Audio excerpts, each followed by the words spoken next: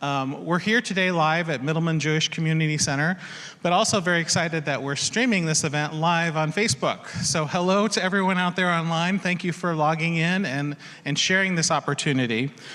Before we start with the actual program, I would just want to share a little housekeeping. Since we are streaming this event live, we're going to have it run continuously straight through so that the content is going on an ongoing basis.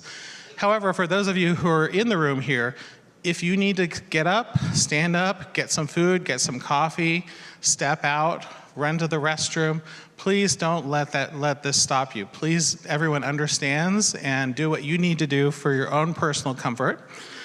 Just a little housekeeping. So outside the door and to the left, there are some restrooms. There is a fully accessible restroom that's family friendly on the elevators, down the elevators on the lower level. And we also have an amazing group of our team members and staff members and volunteers here today to help facilitate all that. So anyone, please be sure to ask any of us questions and we can give you assistance and point you in the right direction. I particularly want to thank for being here today one of our volunteers and board members, Don Bruce. So thank you, Don. He's checked everyone in. And then I want to thank our staff who are coming out on a Saturday, Todd McAllister, Susan Pennick, Amanda Mason, Cassie Adams, and Emily Rose Whittla. So thank you all guys for coming out. So we, especially with the technology today and the Facebook live streaming, we want to give our appreciation for the services of Portland Center for the Media Arts and the AV department. No feedback this year, that's the AV department. Thank you guys so much. So my name is Lance Christian, and I am the Executive Director of the ALS Association, Oregon and Southwest Washington chapter. And we are one of 39 chapters of the ALS Association across the United States. And our mission is to provide compassionate care and support for people living with ALS, while we also work towards funding the research and the science and the advocacy that moves basic research science and clinical trials forward towards finding treatments and a cure for the disease. Our association is the largest nonprofit funder of ALS research science in the world. Last year, our combined efforts across the country funded $18 million of ALS scientific research. But even more importantly, the dollars that we spend on public policy advocacy, having a lobbyist and people in Washington, D.C. to connect with our congressional delegations and the National Institutes of Health and other science funding programs, that effort, if you don't keep after those people, that money goes away. And each year, the federal government has been funding roughly around $80 million of ALS research, and that's because we keep pushing them to do it. And it's not just all of us who are the staff of the ALS Association. It truly is all of you who are advocates and share your story and make calls to the congressional office, visit your local congressman, write letters, sign up to be an advocate through our Advocacy Action Center on our website. All those things make a big difference because our funders of ALS research truly respond to their constituents, and that is you. And you telling your story about how ALS affects your life, as well as the expensive medical care and costs and expensive treatments, makes a big difference in terms of their actions. Now, I mentioned our association funds around $18 million last year and on target to do similar for 2018. And our Treat ALS research program is not a bricks and mortar clinic. We don't fund sort of one lab somewhere where people are just doing ALS research. Our science team, led by Dr. Lucy Bruin with the National ALS Association, is really looking at grants and creating partnerships around the globe and across academia and industry and government to fund most novel and unique strategies towards moving research forward towards finding treatments. And we do this with a sense of urgency, knowing that things need to happen now. We do believe in the long game, but we want things to happen now so that things happen with speed and immediacy so that there's quicker access to potential therapies. At any one time, the ALS is funding around 130 different research projects, and that can be around the globe. From anything from projects that have been funded here in Oregon, at Oregon State, to across the United States, Europe, Asia, South America, and I just heard that there's a new research grant going to be funded in Cape Town, South Africa. So we really focus on finding who's doing the best, most novel work, and then we focus on not just what our dollars can do, but how can we leverage more dollars. So how can we create partnerships so that basic science can really move forward and our seed investment grow into something more. An example of that is the early investment by the ALS Association in a type of research that I know Dr. Karam, who's present, will mention, called antisense. And we were the first funder of antisense, and it was considered off the wall at the time.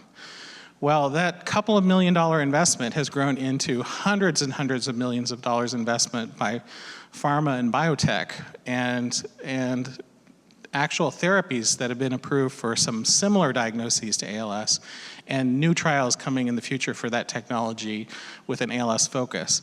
So we always want to take what we can and amplify it as much as by multiple times, and your support makes that possible. So as many of you know, the ALS Association doesn't receive any government or insurance funding to provide the care services and support that we offer families living with ALS. Nor are we getting any of that insurance funding to fund research. It really is you, all of you out there, watching online and here in this room, participating and being community members and driving your friends and family to support the ALS Association that makes all this happen. It's events like our Walk to Defeat ALS that's coming up in September here in Oregon and Southwest Washington in 6 sites, but around the nation. It's one of the largest ALS awareness events and walks in the world. And thousands of people will come out and raise awareness of ALS, but also funds that support the care and support that we're able to give locally, as well as the research mission. So I want to encourage everyone here and everyone online at home to go to defeatalsoregon.org and check out the Walk to Defeat ALS. It's a powerful and moving event where many people come together to raise their voice and work towards supporting people living with ALS and finding a treatment, working towards funding the research for a treatment and a cure. So thank all of you for being part of that, and thank for all of you for being here today. So give yourselves a round of applause for coming out, and thank you guys. So we have 3 presenters today, and I want to just give a brief overview, and I will introduce each one. But on your tables, as well as online, there are some descriptions of who's going to talk and when. We'll initially have Dr. Chafic Karam with the OHSU ALS Center, Nick Olney, who is the new co-director of the Providence ALS Center, and then Dr. Joe Beckman from Oregon State University at the Linus Pauling Institute. And we'll keep our process going. Our housekeeping, we'll have each one of them present, but then they'll all be back up for a panel for questions at the end. And on your tables, we will have roaming mics to ask questions, but also on your table there are notepads and pens, so if you have questions that come up, write them down so you don't lose it. And if anyone has difficulty with speaking, we can always have our staff read those questions. And I look forward, that's one of the panel is one of the things I really look forward to, because there's a lot of great cross-pollination and good questions from panel members to one another. So I'm very proud to introduce Dr. Chafic Karam. He's become a good friend and a colleague in his relatively short time here in Oregon. But he came to us from the University of North Carolina, Chapel Hill. Earlier in his career, he did his residency at Beth Israel Center, Albert Einstein College of Medicine in New York. He did his fellowship in peripheral nerve pathology at Mayo Clinic and his neuromuscular medicine and EMG at Mass General and Brigham and Women's Hospital in Massachusetts.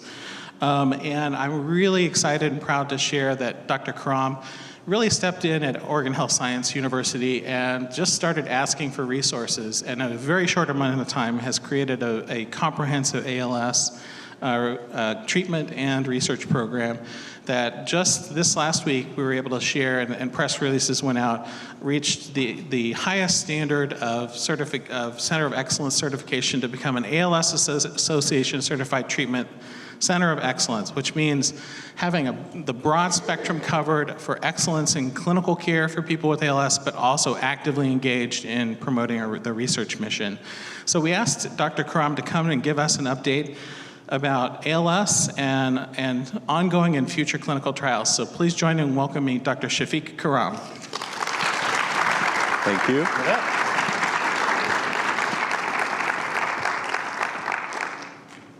Well, thank you, Lance, for inviting me, and thank you for organizing this. I think without you and without the ALS Association, of course, all this effort would not be happening. I'm very proud and I'm very honored of being here today, and I would like to thank you all for coming. I do have 45 minutes, and I'm gonna try to stay on time because there are other more interesting people who are gonna talk later. Well, more interesting talks and people, probably.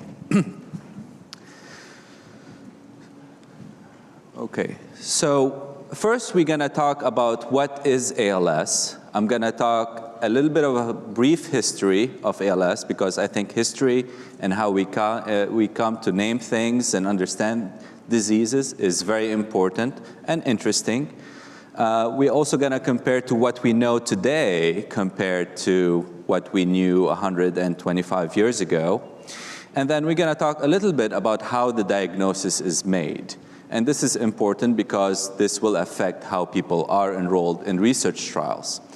After finishing this introductory talk, we're gonna talk about what's going on in clinical trials, what the new clinical trials that were just completed, and some of the new medication that was just approved, and then how the future is looking like, and what ongoing trials we have nationally and here in Oregon.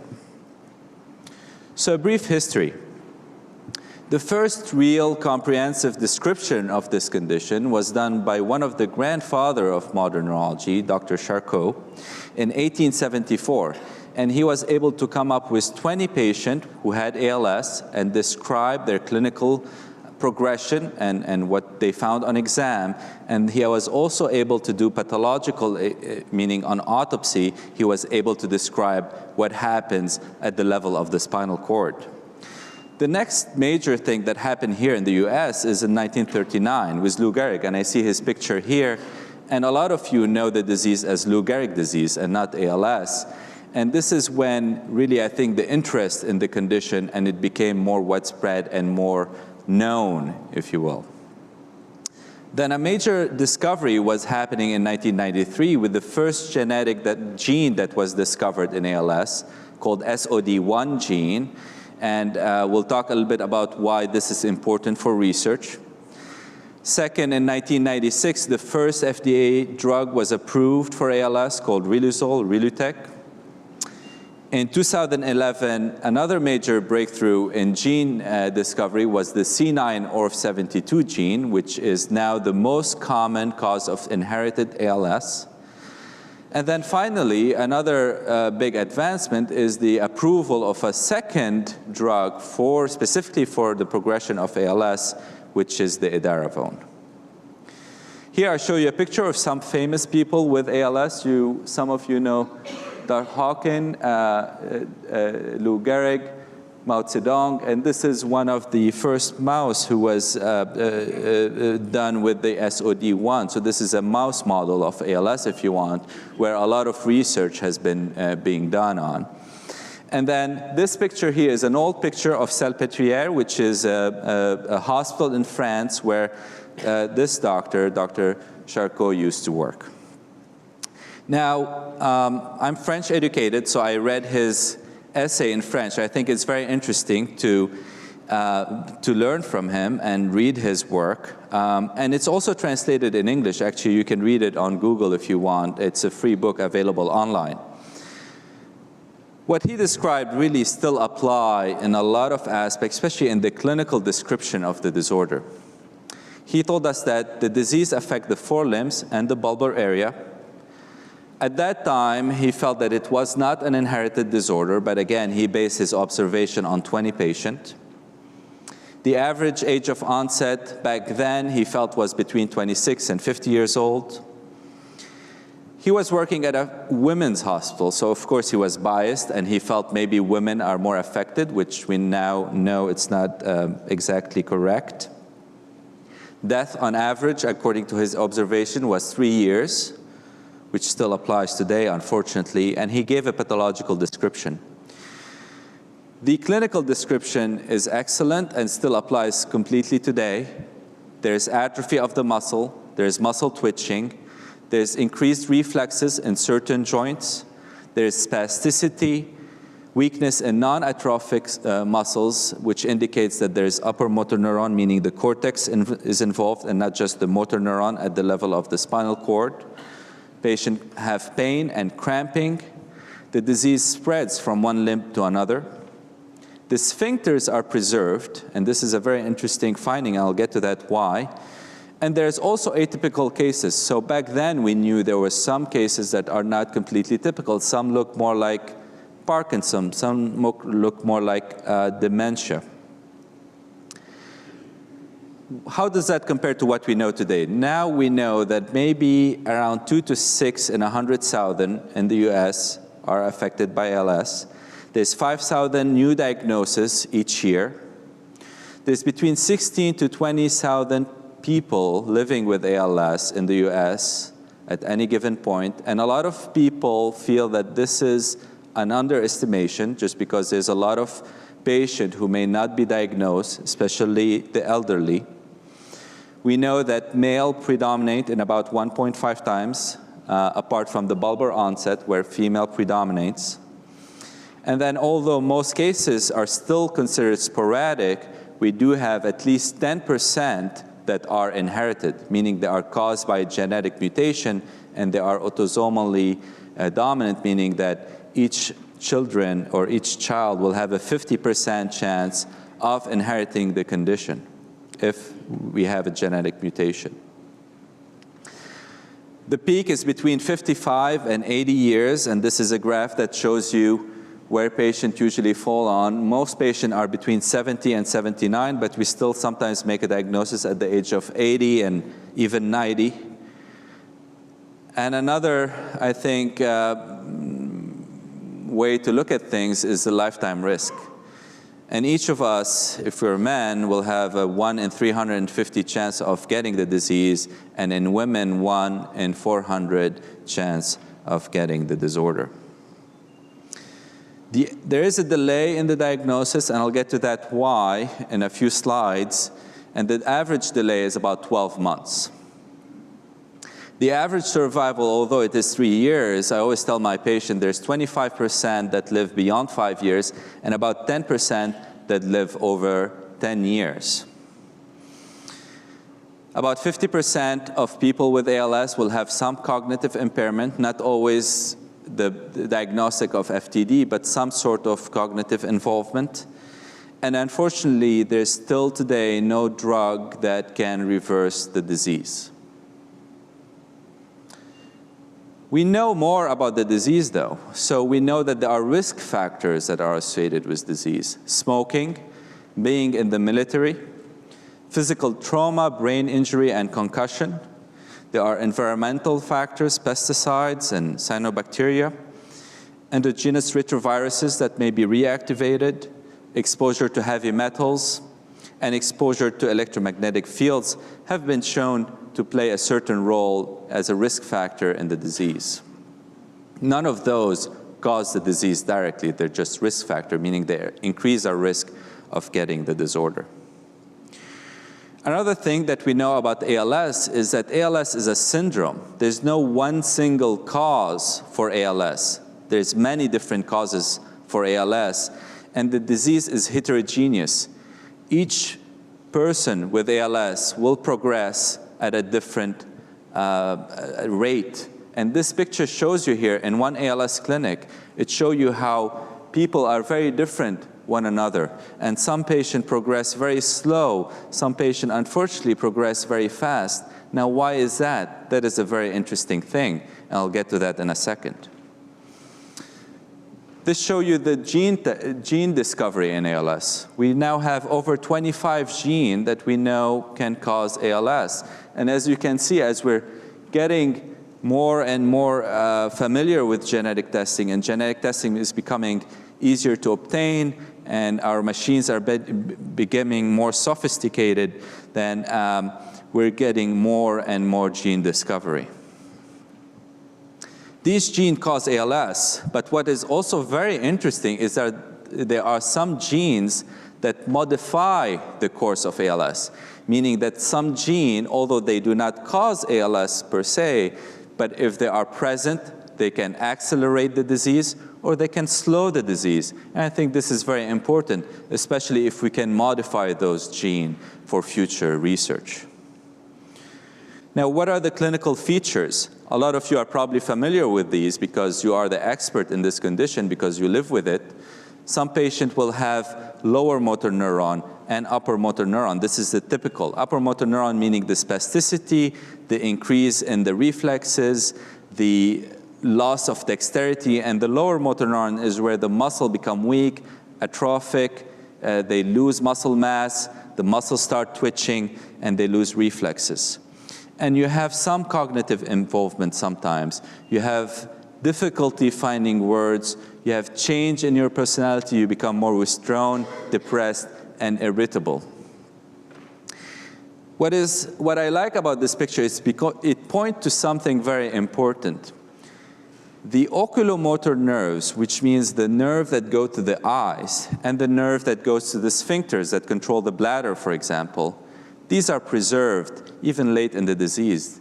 A lot of time, these are really resistant, and I think it's very important to keep reminding ourselves and the researchers who are interested in this disorder, because this may hold the key of why are these nerves resistant to the disease. We know a little bit why, but I think more research should be done in this area, and maybe Dr. Beckman can talk to me later about this.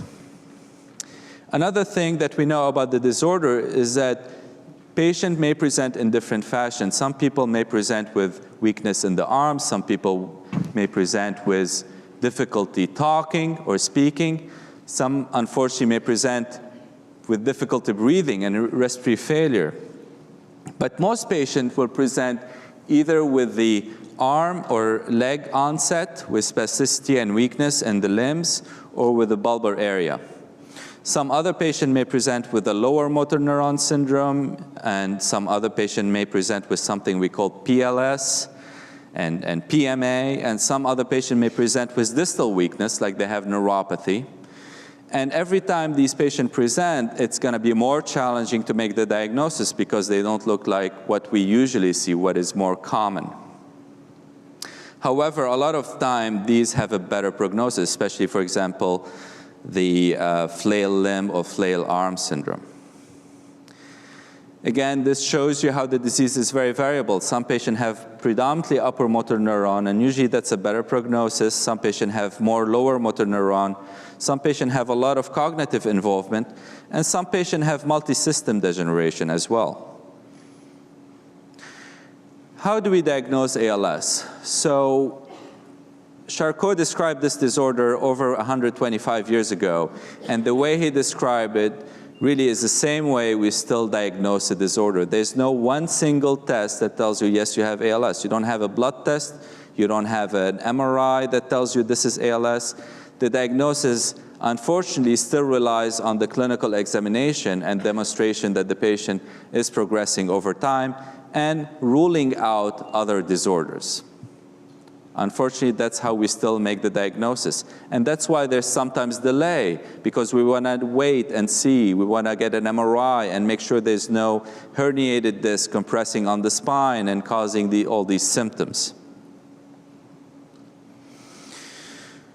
Okay, so now that we talked about a very brief introduction about ALS and the history and how to make the diagnosis and the clinical variability, we're going to transition about the progress in ALS and about the clinical trials that have been happening lately.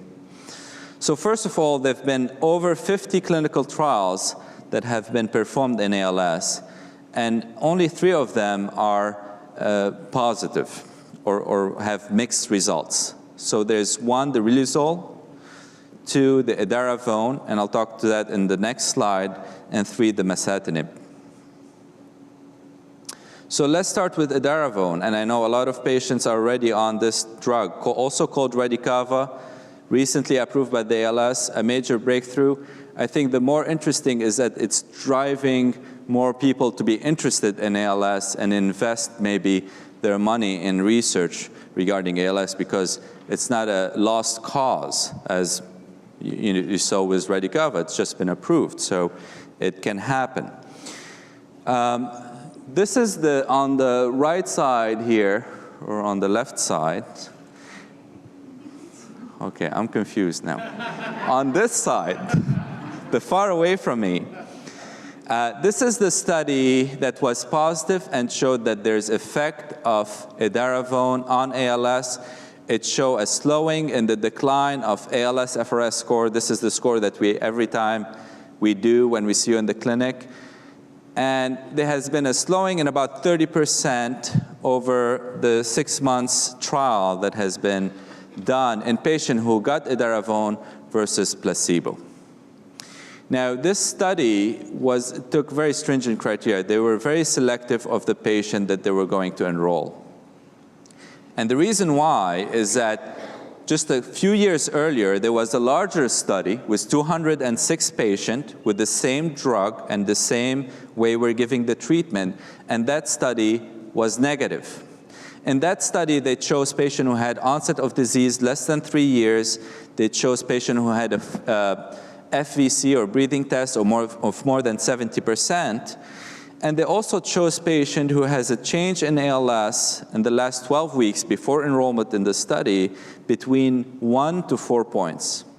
And the reason why they take 1 to 4 points is that they want to eliminate people who are not progressing, because that will bias the study, and they want to eliminate people who are progressing very fast. So 1 to 4 is about the median rate of progression in a 12 weeks time.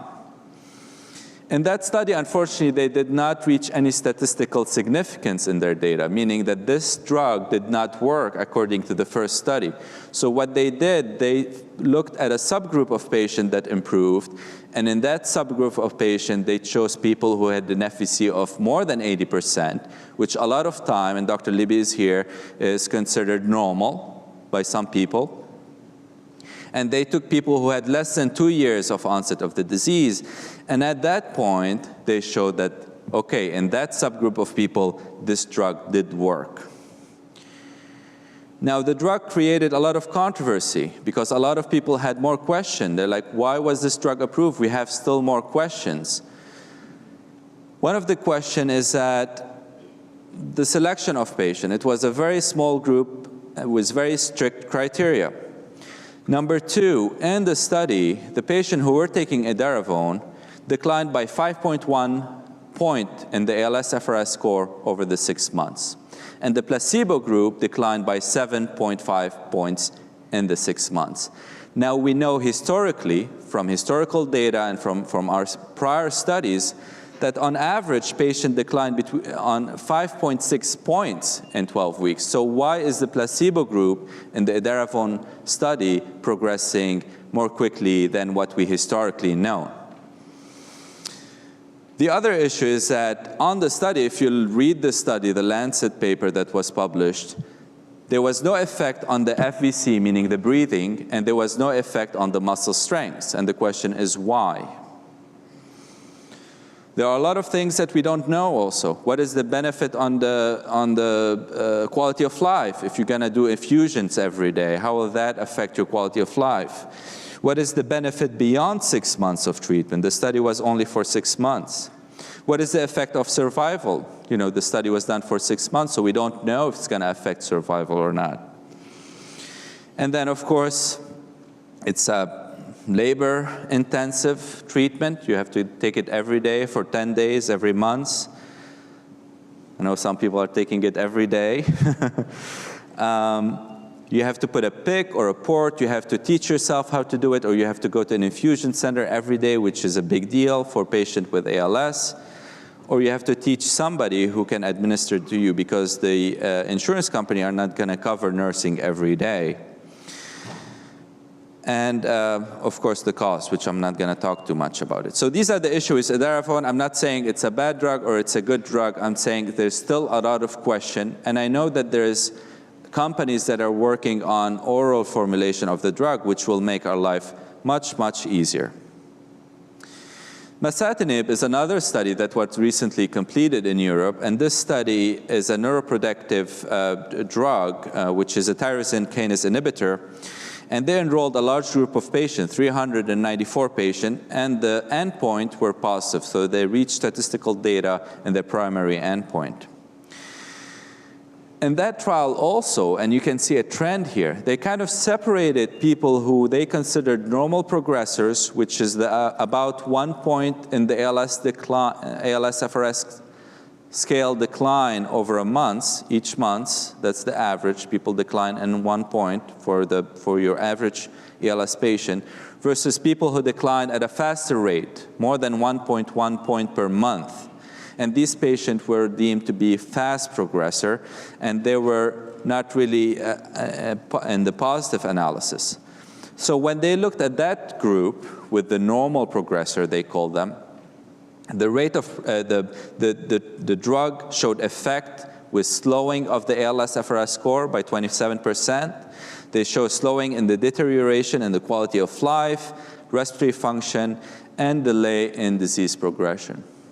Now, despite this, the EMA, which is our equivalent of the FDA in the US, which is the European Medical Agency, did not approve the drug. They asked the company to do more analysis and to provide more data, because they felt the data was not very robust.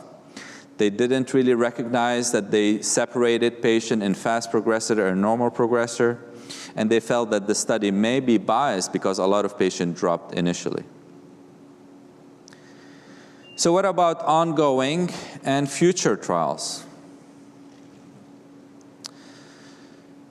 So to understand how researchers think about ALS, there's two ways to think about the disease. There's what's causing the disease, and most of the time we don't know. We know in genetic disorders, and that makes researchers focus on either inhibiting or disabling the gene that's expressing the protein that's toxic, and that's what they're doing with the SOD1. I'll get to that in a few slides. Or there's more of what kills the cell in patients with ALS, and these are usually very similar to other neurodegenerative processes. So there's neuroinflammation, neurotoxicity, accumulation of protein, autophagy, etc.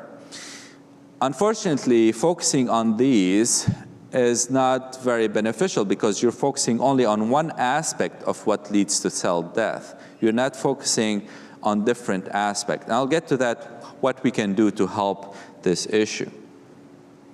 This is a list that I selected of at least phase 1, phase 2 studies. There's probably more, but these are the most advanced at this point. And I'm just going to read through them. You probably are familiar with some of them. GDC, this is a phase 1, the arimoclolol, this is going to start probably soon in the US, Memantine, tretinoin, the brainstorm, I talked in that a little bit more in detail. That's a stem cell transplant trial that's going on right now. The Amylyx and Center study, I'll also talk a little bit more in detail on that. We're doing it here at OHSU. The Ibudilast Fortitude ALS, doing it both at Providence and OHSU. Innocent, RNS 60, Actimera 811501. The copper, Dr. Beckman is going to talk about this. The Orion study and Flex, both are being done at OHSU and Providence. ACTAR, SOD1, and there's also a lot of active effort to develop C9 targeted study. So let's start with the cytokinetic study, CK107. Some of you may be on that trial. This is a second-generation fast skeletal muscle troponin activator, so its purpose is to make the muscle contraction stronger. And the main outcome that the study is looking at is the respiratory function with the SVC. Some of you may recall there was just a recently concluded study with Cytokinetics on a similar drug called tirasemtev, and we were doing that study almost a year ago at OHSU. Unfortunately, that drug was difficult to tolerate. You know, every patient would get a lot of side effects, dizziness, so a lot of patients stopped the drug, and the study unfortunately was negative, although the initial study showed a trend towards positivity. Now this drug, the CK107, has a better tolerability profile, so people are tolerating more, and the study is ongoing, and we'll see what the result will show. The second study is with Centaur trial, which is the Amylyx trial. These are slides of Dr. Paganoni, who we did fellowship together. She stayed at Harvard, and she's leading that study. The name Centaur is much easier, and there's definitely probably an explanation for that. She told me about it, and I forgot. But it makes it easier because look at the name of these drugs. Phenylbutyrate is easy to say. I'm not going to even try to say the second one, Istatka. But this is an interesting study because I think this is a step towards the right way. This is a combination study, and if you look at what the different drugs do, each of them acts differently on the disease pathway. And when you add them together, and they did studies, so they did the study in PB and in a 40 patients, so it's a small study. We cannot take a lot of conclusion from that, apart from that it's safe. And they also did a study in TUDCA, and they also showed that it was safe, and there was some benefit, but we're not going to talk about this because in small studies, it's always dangerous to assume that the results are positive. These are studies that are done just to make sure that the drug is safe. And in vitro, when they added the two drugs together, there was kind of an additional benefit of both drugs. And I think that's how we should assess ALS when we're not really treating the root cause of the disease, is try a combination of drugs. This study will enroll 130 participants. And the way it's designed is two patients will get the drug against one patient will get the placebo. So you'll get a 2/3 chance of getting the drug instead of the placebo. So that's the good thing about it. And it includes 25 sites across the US. After the trial period, there's an open label, meaning that the patient who are on placebo will switch to the drug. So everybody at the end of the day will be getting the drug. But for a short period, some patient may be on the placebo. The next one that we're doing is the Orion study. This is kind of similar to the cytokinetic in a way where it's also looking at the muscle to make the muscle contraction stronger.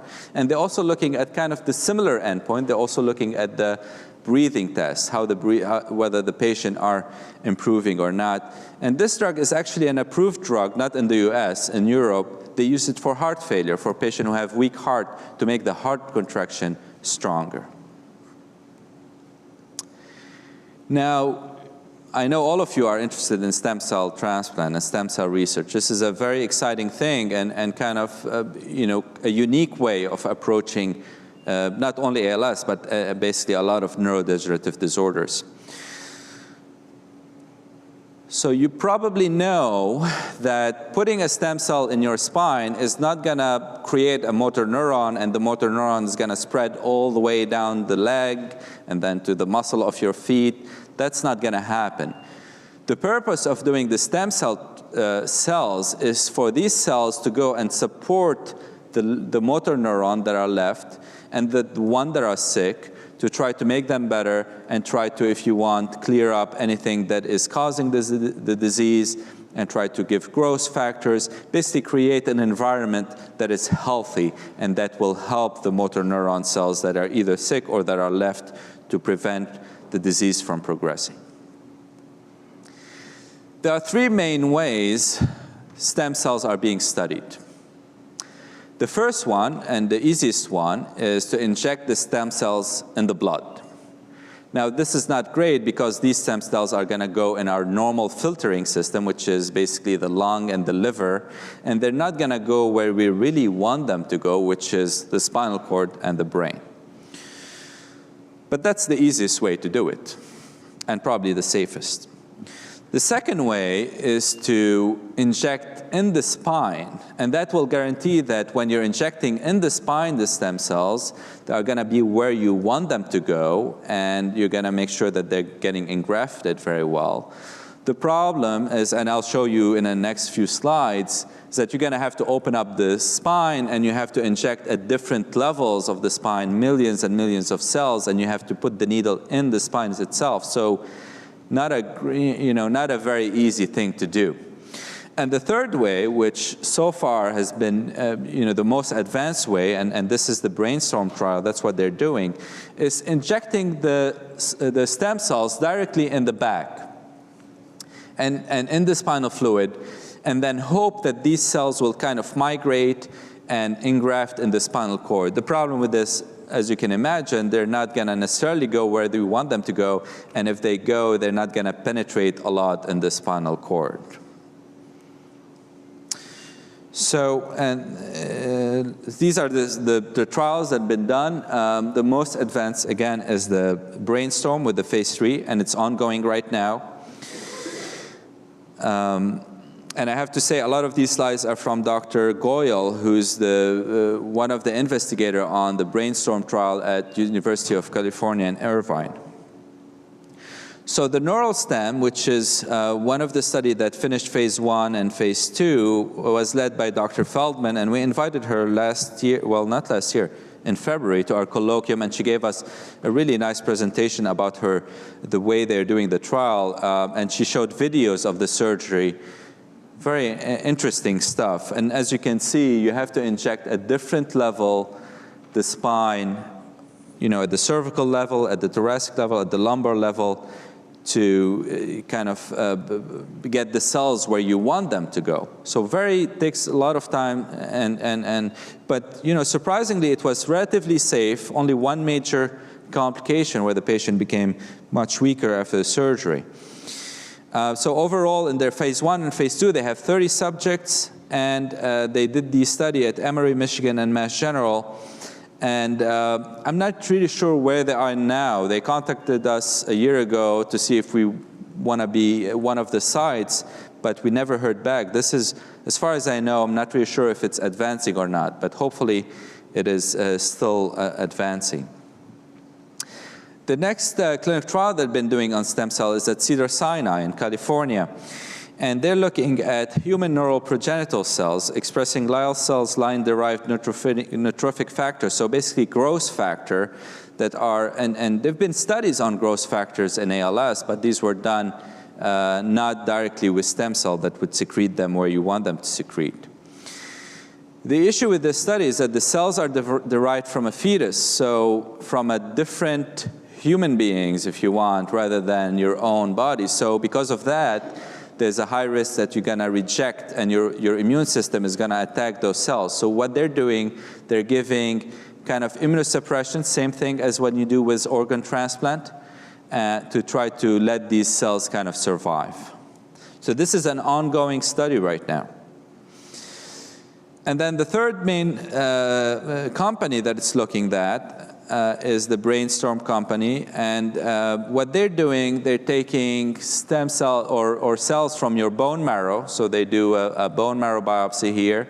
They take the cells, they culture them, and they store them, and then they inject them at 3 occasions in the intrathecal and in the muscles. And they train those cells to kind of secrete the growth factors to support the environmental, where the motor neurons are.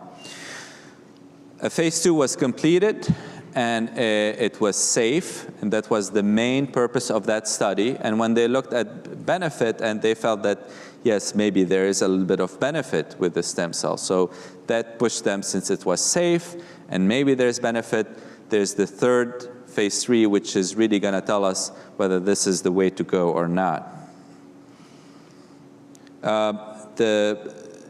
this phase 3 is being done in 6 centers, 5 in the US, and they want to enroll 200 patients. So that's going to be difficult. Maybe they should think about increasing the number of sites they have. The closest 2 sites that we have are the California Pacific Medical Center and the UC Irvine. If any of our patients are interested, we have good relationship with these 2 centers, and of course with the Mayo Clinic, which is a little bit further. Mass General and UMass are the other 2 centers. This is the trial, the study design. As you can see, they're going to take the bone marrow once, and then they're going to store them, they're going to cultivate them, and then they're going to inject them and see how the patient do. 50% of patients will take placebo, and 50% will actually get the stem cell.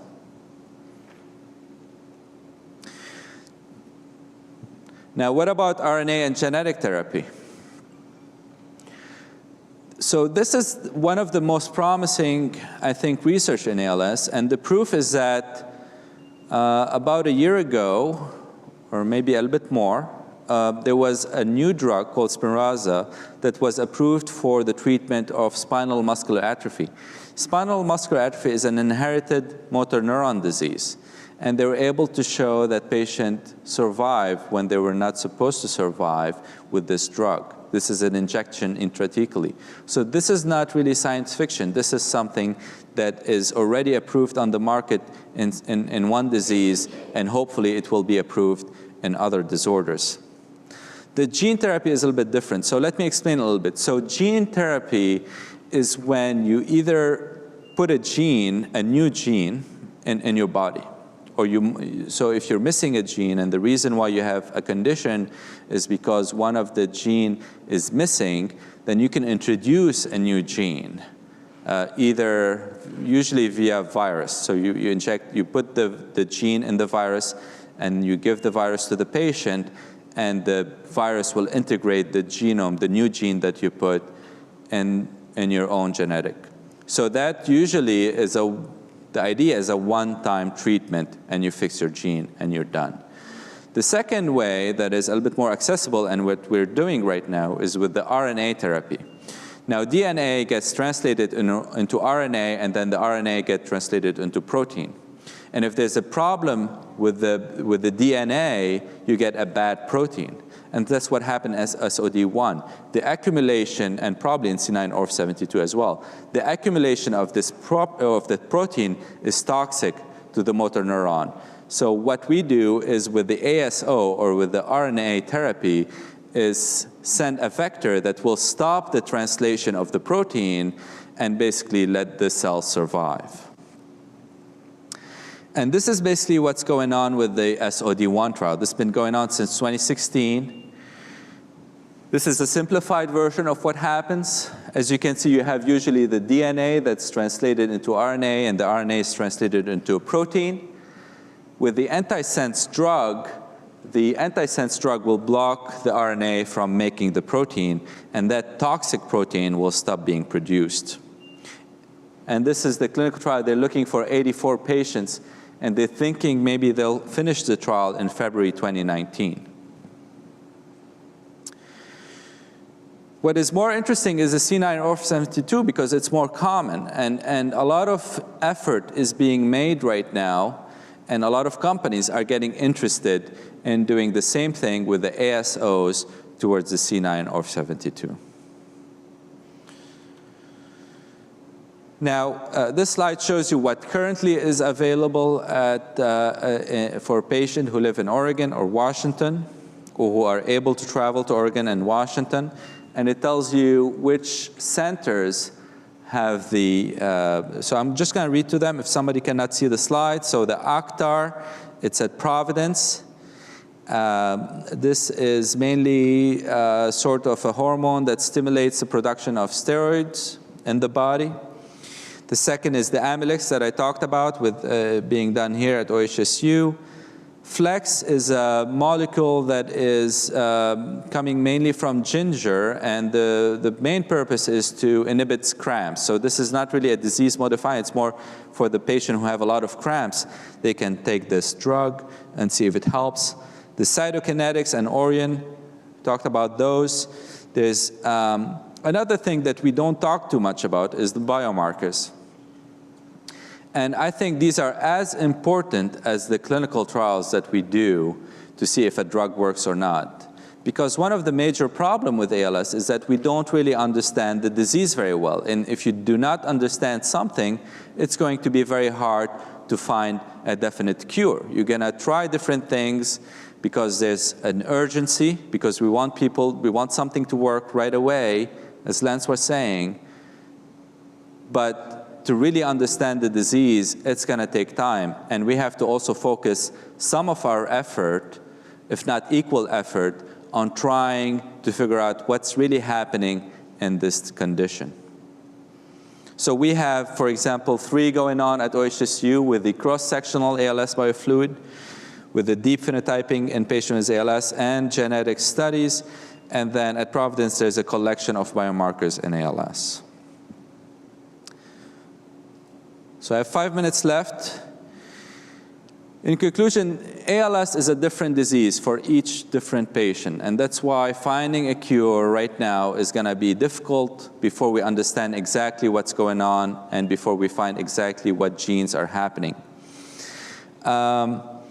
But what is probably going to work is a combination of therapy that work on a different, what's called killing the cells. For example, you have neuroinflammation, you have neurotoxicity, give one drug for this, one drug for that. Same thing as we do in chemotherapy. We give combination of treatment. And that's why, for example, if people want to take edaravone or riluzole, I told them, no, try to take both if you want. There's no reason to take one or the other. Try to take both. And if there's a new one on the market in a year or so, take it as well. So probably the more you add, these act on different pathway of the disease, and the better they are. We need to better understand the disease. Some people survive much longer than others, and probably the reason is because there's different cause of the disease, but there are also some genes that, although they do not cause the disease, they modify the course of the disorder. And that's what will lead us to more personalized therapies. I talked a little bit about biomarkers, but I think we need to repeat that because it's important to know, and then recognize the role of genetics and how these can help us understand the disease better. Now I'm going to finish on a positive note. This slide shows you a trend in publication in ALS. Look in 1990. For 10 years maybe, there was 120 publication every year. That's it. Then just in 2017, there's been 1,637 publications. This is more than probably the 50 prior years. So people are getting interested.